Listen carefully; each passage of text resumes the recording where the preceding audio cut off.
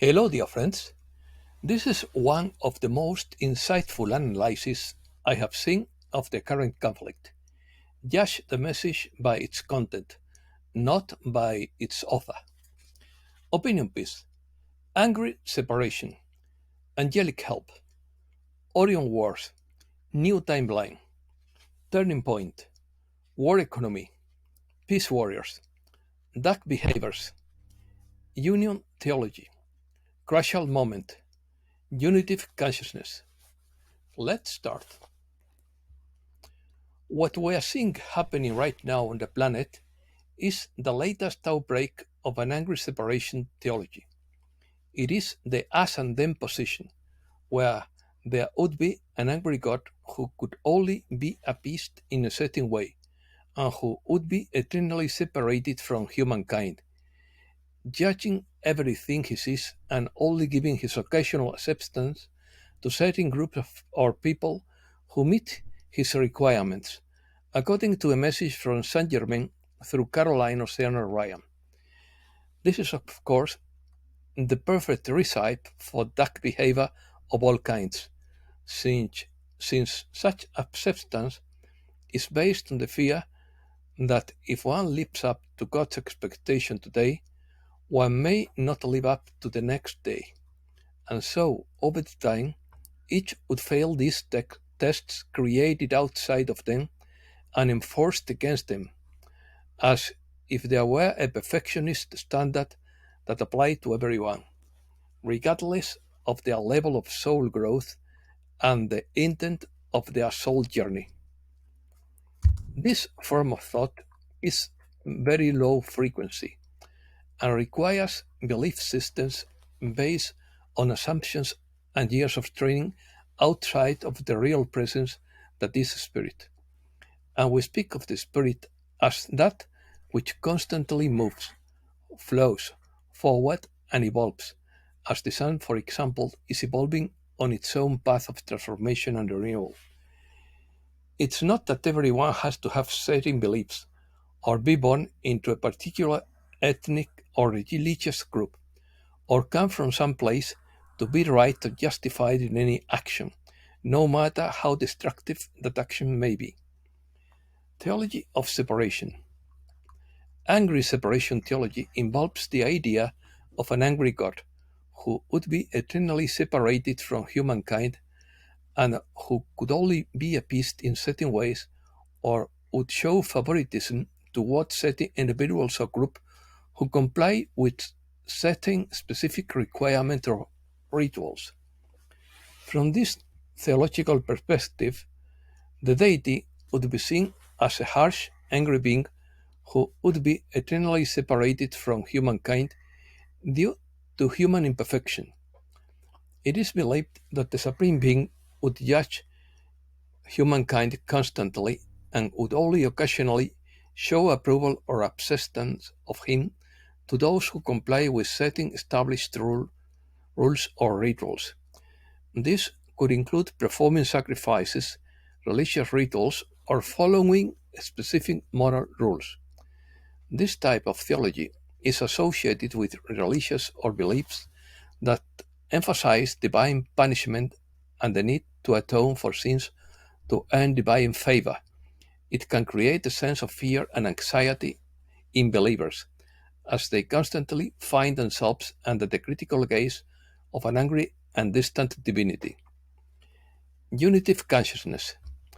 Werner Erhard spoke of us versus them and suggested us and them as a win-win perspective. The thought behind this unitive consciousness, us versus them, refers to the mentality of competition or conflict, where one group faces off against another in a struggle for power, resources, or other interests. Erhard suggests changing this mentality to an us and them mentality, which involves a unifying perspective in which both parties can work together to achieve common goals.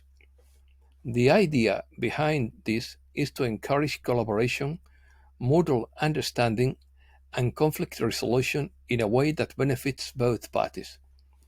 This relates to what Earth calls unitive consciousness, which is the notion that we are all ultimately interconnected and that it is possible to find solutions that satisfy everyone rather than simply fighting for individual interests. In summary, Werner Erhard advocates an approach that seeks unity and cooperation rather than division and conflict, believing thus that this mindset can lead to more beneficial outcomes for all involved. War economy.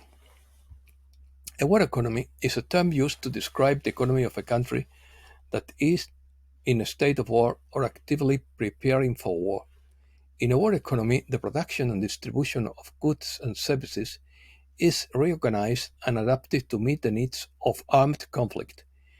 It includes resource mobilization, price control and rationing, changing economic priorities, increasing public debt, centralized planning, and propaganda and mobilization of the population. According to Saint Germain, what happens in the Middle East is an example of a war economy and hegemony, assumed supremacy, and beyond that, the sad and invisible narrowness of the old prevailing government structures.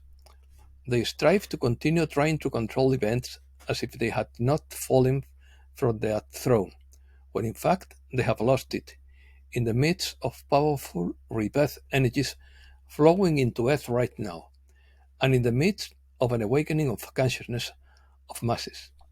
There is no place for them here, and so they want to ruin life on Earth however they can, creating trauma and feelings of hopelessness whenever possible, to try to combine the human frequency and even the human genome, that everything would be lost and that desperation would be the only logical response. Catharsis. However, if you could see from our perspective, Saint Germain adds, you would see how this particular course of action, however dark and unthinkable it may seem, is actually bringing to the surface much of the human consciousness that wishes to heal on an individual level and an individual and collective level. So far from encouraging so far from encouraging despair and low frequency, you are inadvertently helping millions of people to re-experience past and present life traumas, bringing them to the surface where they can be faced and finally released. This is one of the reasons why they're allowed to carry out these dark acts. Curiously, it presents the question of duality as something that is no longer habitable on the planet. A great moment indeed, although we would not wish for these realizations to occur in such a gruesome manner. The arbiters of violence continue to pretend that these actions arise from right-wing or left-wing militants in this or that country, when in reality these events are only masked to appear as such. All of these actions at their source come from the same dark power base that is using every trick available to express its denial, rage, having lost its seat of power. Those of the light may feel that this would be a dark time on Earth, but we see it differently. 8. Or assistance. You plea for galactic help that has been heard and is being answered. Many hundreds of ships are located in the airspace of the troubled regions of the planet, helping in numerous ways, including offering medical support, food, and safe shelter to many, but it doesn't make the news. Likewise, angelic interventions are continually occurring in response to your call to the higher realms, requesting help for all who are suffering right now, whether from conflict, extreme weather conditions, or their own internal struggles. It's not like you have been left alone to your own devices or those of others, while we stand back and do nothing. This could never be the case. Remember that you have all chosen a path before incarnating, and that those who are caught in scenes of intense conflict, have also chosen their path. There is a powerful presence of a special group of souls who choose to be born in certain countries at this time, volunteering to assist in the upward movement of human consciousness, even if it meant bearing the impact of unnecessary conflict. You have all also chosen your part in this sadness. Despite the sadness and shock you feel now, you are our representatives on the ground, and as earthly representatives of your starseed families, your multidimensional higher selves, and divine life itself, you are called to assist in energetically with comforting thoughts, healing waves of light, and cries for help to those in the vessels in which the most of you, when you visit them on an ethereal level. Many of you often use the transmuting violet flame, and this is a powerful tool to change the frequency and events on the earth right now. However, you are generally not aware that you are also here to transmute using the power of love, releasing the paradigm of us, and then releasing the need for duality and its trauma in order to know who you are more fully. This includes releasing the need to judge, exclude, and vilify. This is truly a miracle because the duality of good and evil is all they have known for a long time. At this crucial time in the evolution of Earth and humankind, you are all now agents of transmutation, using your own energetic resources to lift the darkness and shadow of life on Earth back to the light to which all return, to which all the forms return. Many of you travel etherically to turbulent parts of the world in your dream state, so it is not surprising that you may feel not rested when you wake up in the morning or experience the 8 or 9 hours you have passed as if they were only 2 or 3 hours. This is partly because the nature of Earth's time is changing at a much faster rate. However, it is also due to the focus and concentration of your spiritual mind and heart on helping so many who ask for help. You are all very involved in the Earth events right now. New timeline. Know that many who are apparently lost due to armed conflict will be given the option to return to Earth, if that is where they feel their highest path lies. The Earth has moved to a new timeline where that is possible. So not even the physical is completely lost in this seemingly very physical struggle that humankind finds itself in right now. As you transmit and show deeply into earthly life, the life you carry from the higher realms and the power of your own soul, you experience more and more moments in which you realize that the veil between illuminated truth and truth has dissolved, the old lies that humankind was trained to accept for a long time. In that moment, you realize that lies do not need to be perceived, heard, or accepted as truth.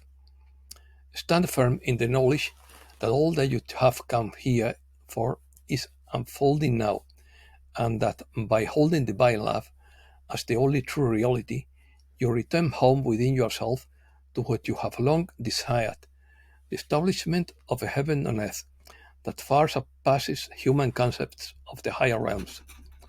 You are the components of that new, beautiful reality.